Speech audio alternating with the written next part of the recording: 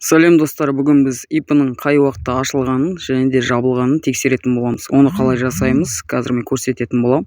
Мына жерде Google-ге kgd.gov.kz деп жазасыздар, поискіге. Міне астың жақта тұр. Міне сілтеме, соны басасыздар. Страница ашылу керек. Міне мынандай страница шығады. Мына жерде поиска налогоплательщик деген тауып аласыздар. Міне төменгі жаққа түсіремін. Қазір мен көрсететін болам. Міне поиска налогоплательщик деп басасыздар. Тағы да страница шығады қазір. Достар, бір айтып кететін жайт. IP-ға заявка жібересіздер ғой сіздер жабуға.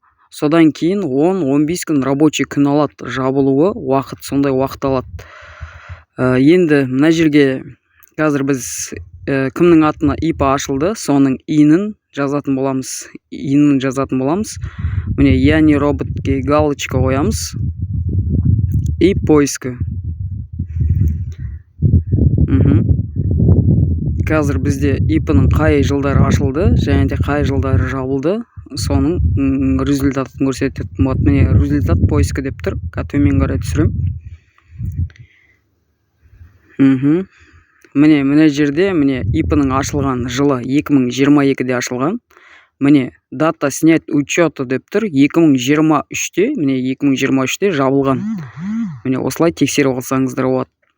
Енді мына жерде IP-ның инін, жаңағы IP-ның названиясы солар жазылатын болады. Үш жерден тексеріп аласыздар, қай уақытта ашылды, дата регистрация и дата снять учета. Міне 2023. Көрдіңіздер ғой.